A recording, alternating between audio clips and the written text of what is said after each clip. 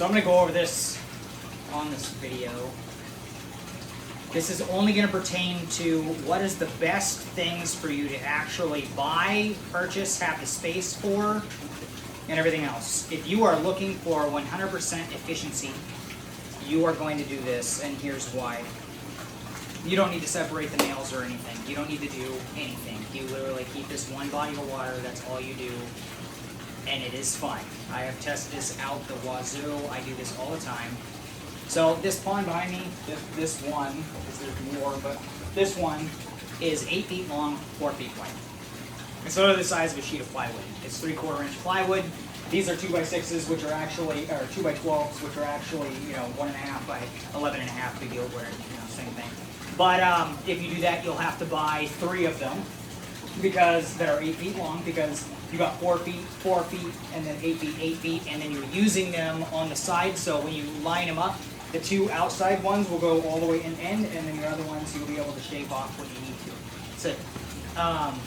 But yeah, so you got 3 of those. You got a sheet of 3/4 inch plywood. Then you're going to have to use. You can either use a like the thicker plastic for painting. 2 mil. You got to double that up. But there's even like 4 mil, 5 mil, stuff like that. Even if you have disc clean too, that works great. But you just want to put a barrier in between the pond liner and the wood.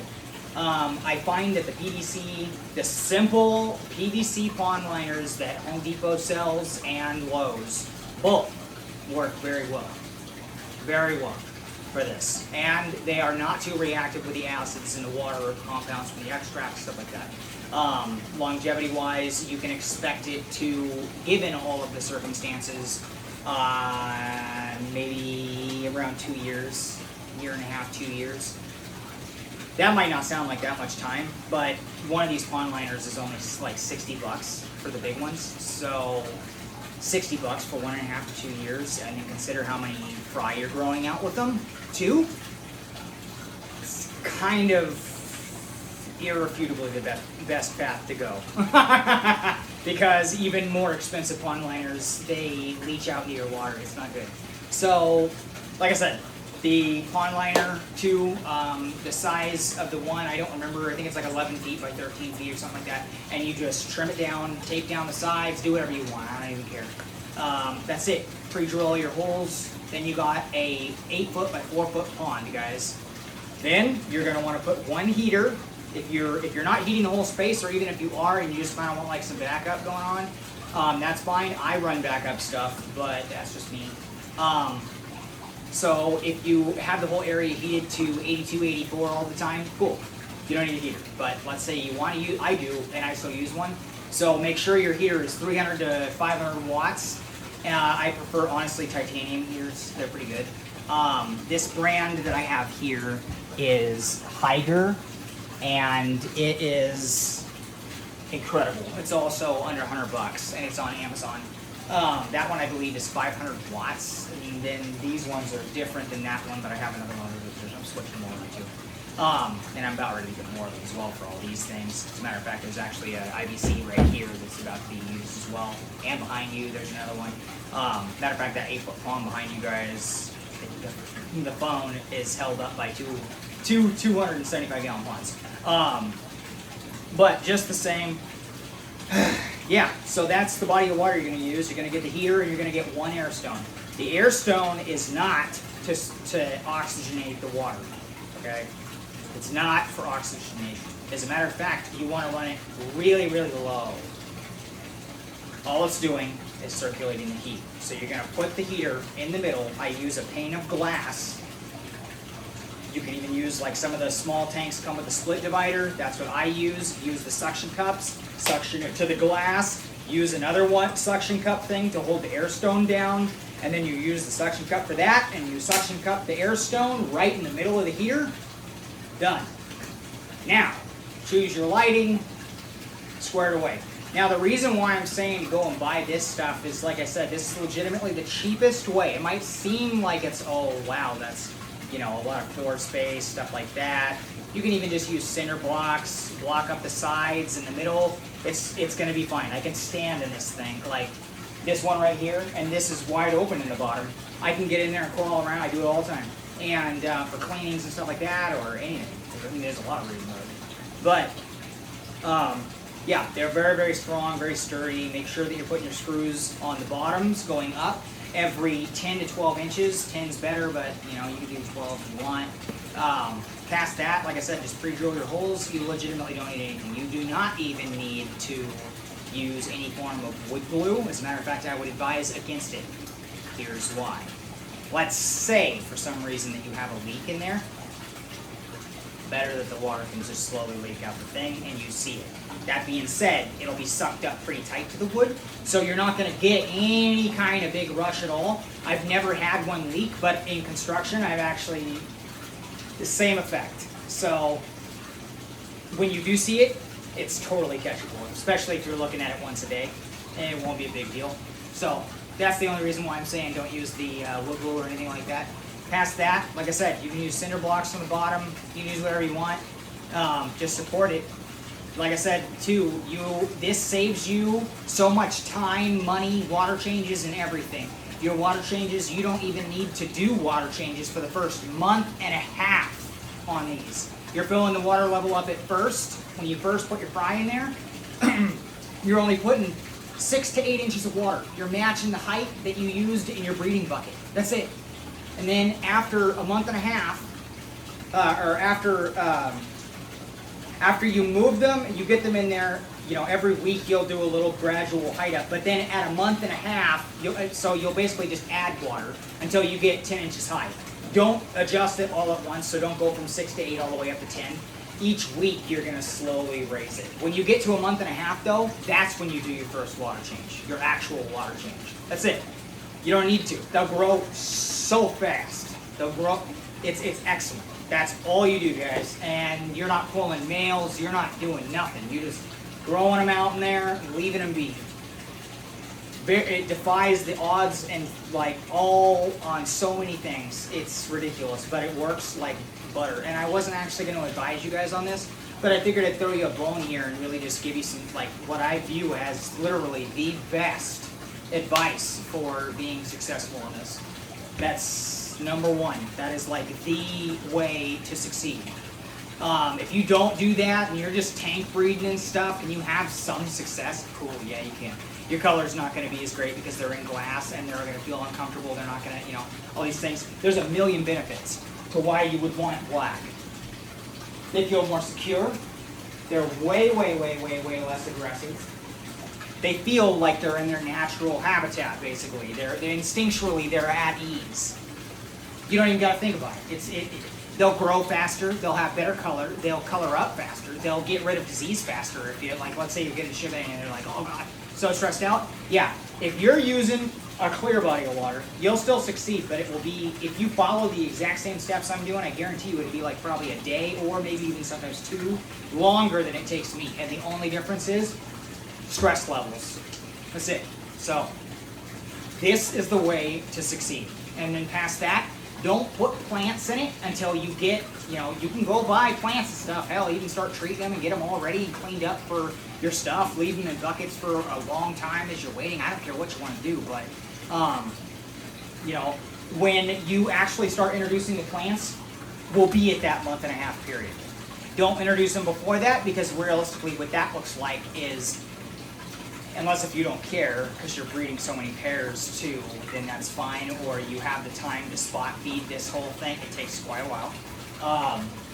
But yeah, you don't want all the roots coming down and stuff, and while the roots are good for the fry to hide and feel more secure, in this case they can just hide under the leaves and then go up. But what it does is when you're feeding, it stops a lot of them from seeing the food, versus if you're feeding them and they all come out of, you know, underneath the leaves. When you're doing this style, I do actually recommend that you leave the leaves in there, but I'm not going to recommend the same leaves, in which case I would recommend that you go and look at my banana and guava videos that I made, because that's pretty important here. So yeah, that's pretty much it, guys. Like, legitimately, this is the best way. Don't go out and buy a bunch of separate, you know, jars and all this stupid stuff. Like, cool. You know how long you're realistically going to spend cleaning all those?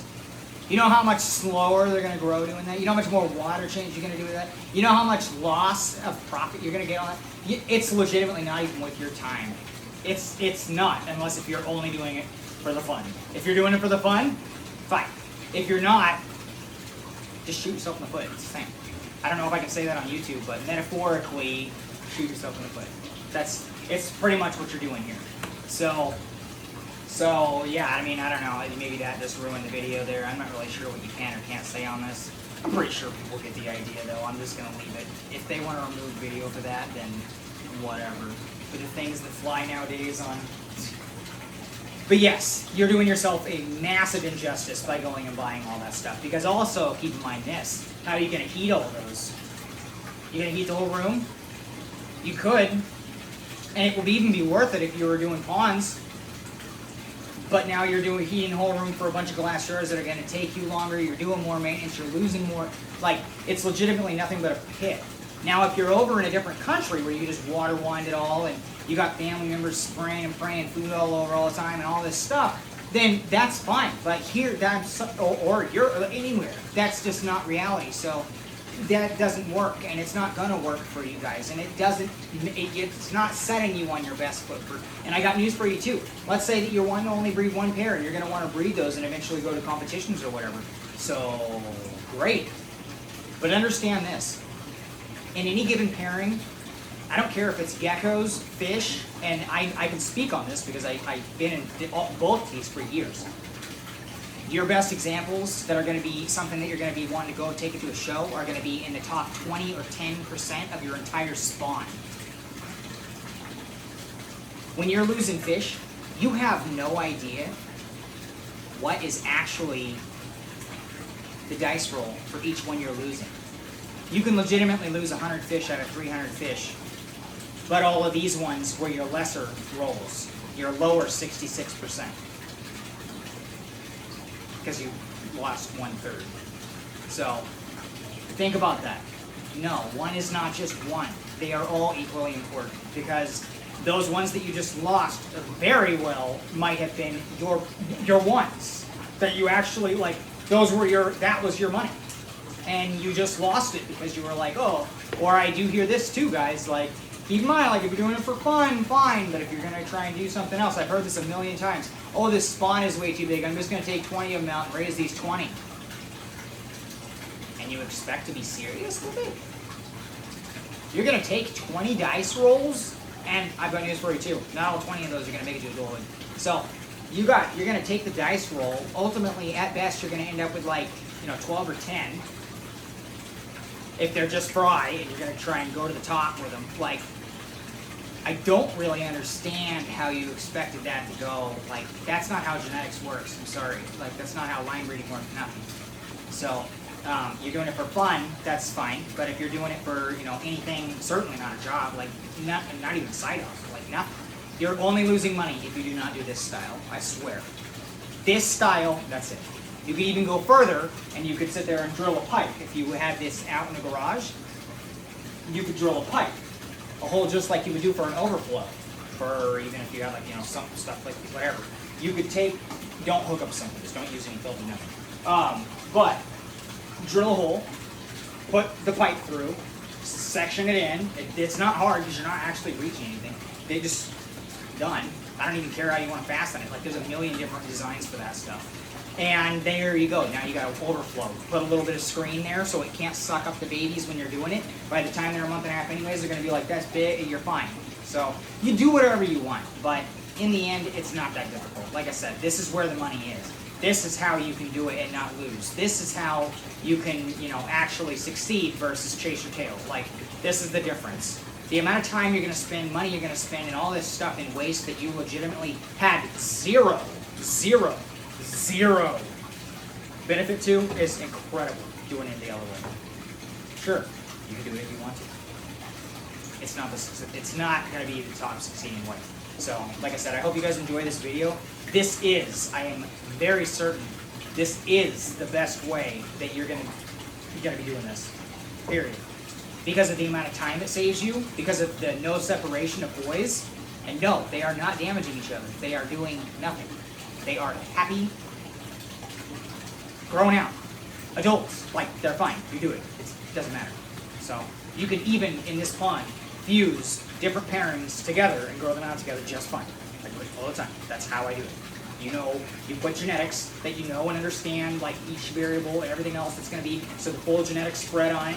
You're putting them together, so all the fry, you know exactly who produced who, and there's no question at all. And then you just keep going, go, go, go, go, go, go, go. It's the same. This is going to be your bread and butter. By the way, if you're wondering, well, how many pairs can you grow out in there? I'm going to throw this number out there. You can grow out. I would recommend throwing about 1,000 fry in there to begin with. By the time you get to the end, if you did everything spot on and everything's prime plush, you can expect to get anywhere from 300 to 500 of those to succeed into full-blown adults. Full-blown adults. That includes the fact that I don't do any separation of sizes in these, and I let the runts get eaten. So I let everything happen. That includes everything. And I also, every time I do this, I only have like 2 or 3 actual culls that I need to do because they don't thrive well. So they just get eaten. So it's not a big deal, honestly.